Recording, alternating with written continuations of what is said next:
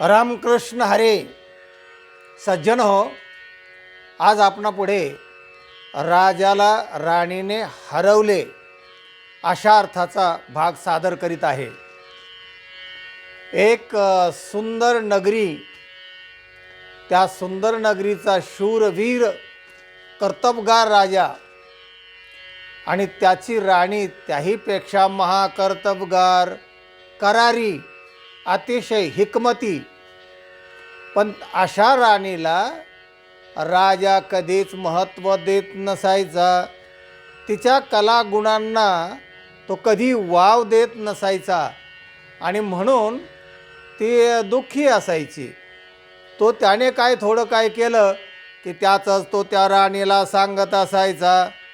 आता पतीने काय फुशारकी मारली आणि बायकोने त्याला सहमती दिली की त्याला बरं वाटतं. पण ती राणी इतकी करामती आणि हिकमती होती, निश्चयी होती की तिला संधी न दिल्यामुळे ती त्यालाही महत्त्व देत नसायची. ती म्हणायची हो, केलं म्हणजे होतं, त्यात काय आहे. एकदा त्यांनी मोठी लढाई मारली, वीरांना बऱ्याच पारिपात्य केलं, वीरश्री घेऊन आला रणांगणातून आणि त्या बायकोला मोठ्या भूषणाने सांगायला लागला. ते म्हणले हो, केलं म्हणजे होतं, त्यात काय आहे. कुठलीही गोष्ट त्या राजाने केली शौर्याची, औदार्याची, आणि तो हक्काची एक राणी म्हणून आपली बायको हक्काची असते, तिला आपण तो सांगत असतो आणि तिने प्रतिसाद जर दिला नाही त्याला वाईट वाटतं.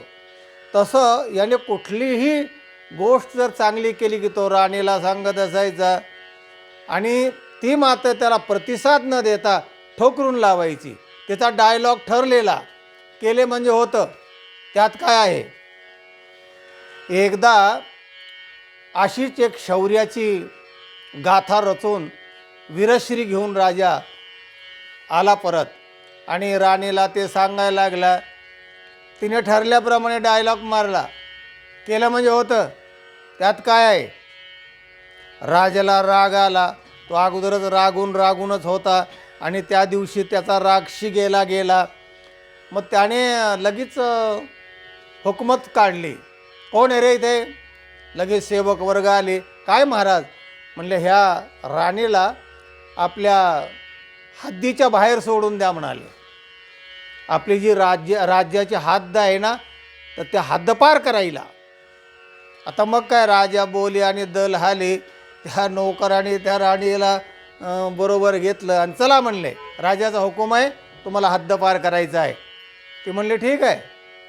ती करारीच होती. तिचा स्वतःवर प्रचंड आत्मविश्वास होता आणि आत्मविश्वासाचं बल फार मोठं असतं. त्यामुळे ती बेटर होती. ठीक आहे म्हणले, चला. झालं. शिवाच्या बाहेर म्हणजे त्या राज्याची जी सीमा होती त्या सीमेच्या बाहेर त्या राणीला नोकरांनी सोडून दिलं आणि हे परत आले. आता ती एकटी आणि तिला काही आधार नाही अशा परिस्थितीला सोडून दिलं. पण एका देशातून त्या राज्यामध्ये एक सर्कस येत होती, गाजलेली सर्कस होती.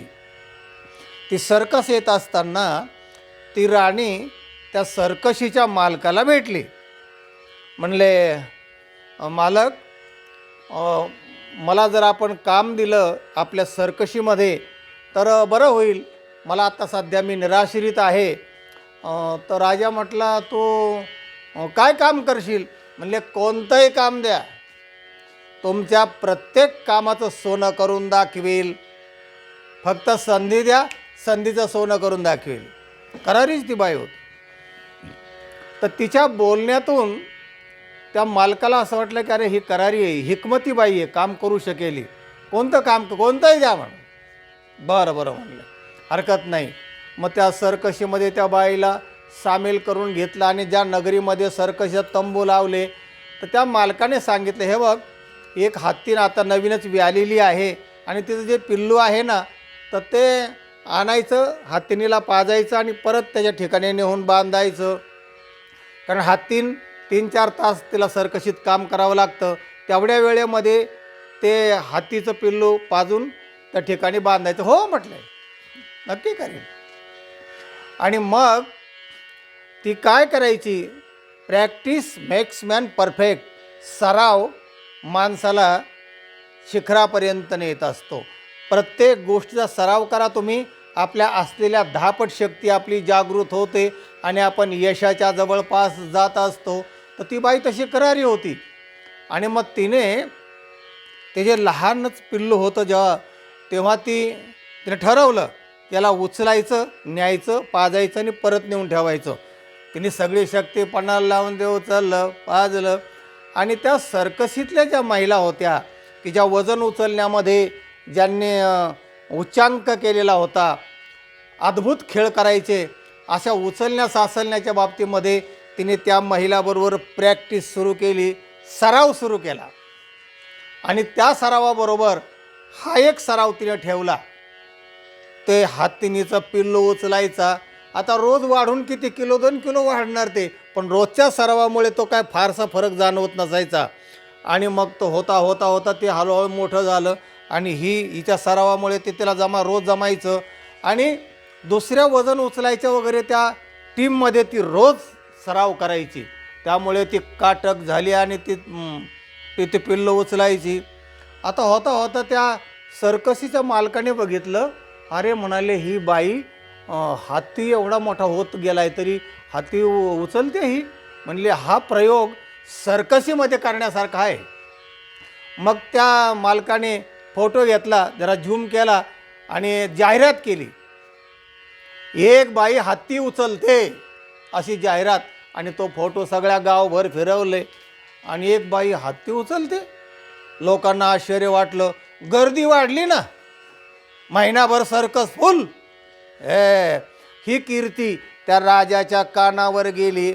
राजाच्या कानावर हत्ती उचलते बाई हत्ती उचलते, आश्चर्याची गोष्ट वाटायला लागली. कारण सगळे जे खेळ असतात सर्कसीतले, सर्कस त्याच्यामध्ये कस असतो, प्रत्येक खेळ पाहण्यासारखा असतो, कारण इतर कोणी करत नाही ते करून दाखवतात. तसा हा एक नवीन प्रयोग लोकांना आकर्षित करण्यासारखा होता.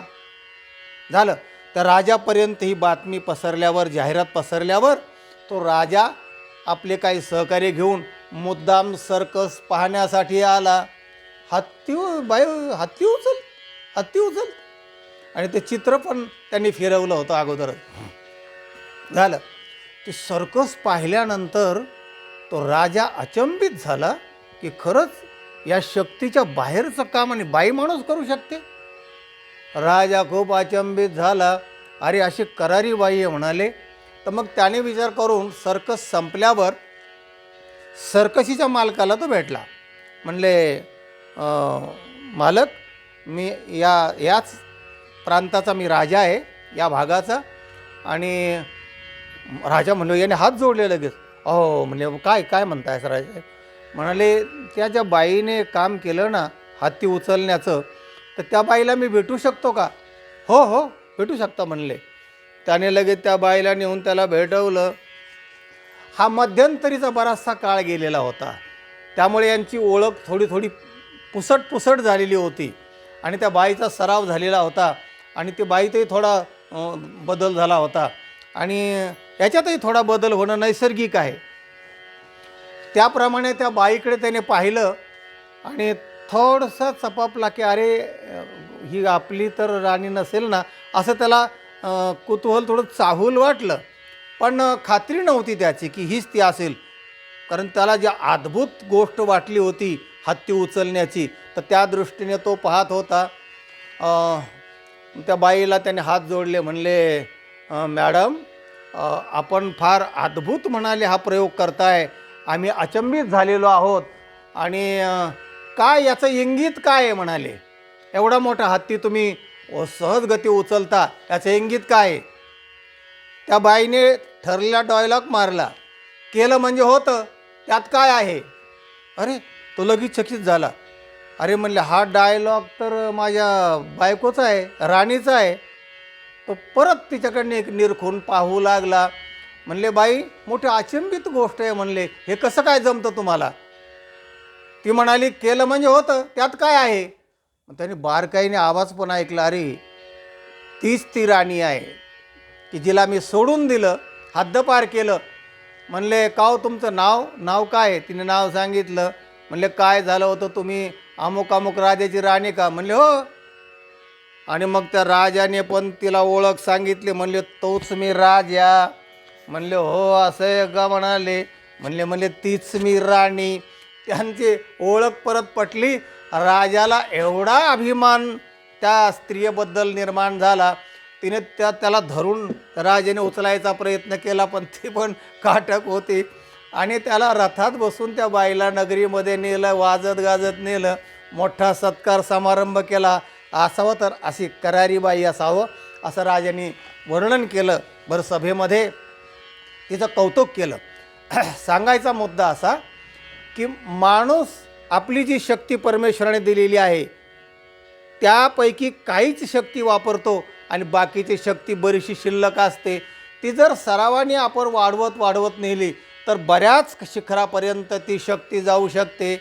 आणि म्हणून जे काय उच्चांक असतात ना, रेकॉर्ड, ते ब्रेक केल्या जातात. म्हणजे काय, आज 10 असले तर उद्या कोणीतरी 11वा करतो. म्हणजे ह्या 10व्याची 11वी शक्ती जी आहे ती असती त्याच्याजवळ, म्हणून तो रेकॉर्ड ब्रेक करतो. असं करता करता माणसाची बरीचशी शक्ती असते आणि ती ठराविक क्रमापर्यंत माणसाला ती नेता येते. ती त्या बाईने दाखवून दिली. राजाने सांगितलं, थँक्यू मॅडम, राणीसाहेब, तुझी कर्तबगारी तू दाखवलीस ना, तुझ्याबद्दल मला अभिमान आहे. आणि अशी सगळी शक्ती जर माणसाने जागी केली तर आपल्याला यश मिळवता येतं. त्याच्यासाठी निश्चय, करारीपणा की जो त्या राणीमध्ये होता. आणि त्या संदर्भात तुकाराम महाराज म्हणतात, निश्चयाचे बळ बळ, निश्चयाचे बळ, तो का म्हणे तेची फळ, निश्चयाचे बळ. निश्चय करा, नक्की ठरवा, आपली सगळी शक्ती जागृत करा जेवढी परमेश्वराने दिलेली आहे. म्हणतात, कोणी म्हणतं की 20%च आपण वापरतो आपली दिलेल्या शक्तीपैकी, कोणी आकड्यामध्ये फेरफार असेल, पण हे मात्र बरोबर आहे की आपण सगळी शक्ती वापरत नाही. जसं आता एखादा माणूस म्हातारा आहे, 60 वर्षाचा, रस्त्याने चाललेला आहे आणि तो हळूहळू चालतो, पडतो वगैरे, पण त्याच्या पाठीमागं जर पिसाळं कुत्रं लागलं की तो 10 पट पळतो. म्हणजे त्याची पूर्ण शक्ती जागी होते आणि तो सगळ्या शक्तीचा वापर करतो. सगळ्या शक्तीचा वापर करा, आत्मविश्वास बाळगा, साध्य पक्क करा, नक्की यश मिळेल. अशा अर्थाचा आजचा हा व्हिडिओ आहे. राजाला राणीने हरवलं. हा व्हिडिओ इतरांना पाठवा, प्रेरणादायक आहे. प्रेरणा मिळेल, लोकांना यश मिळेल. लाईक करा आणि चॅनलला सबस्क्राईब करा. रामकृष्ण हरी.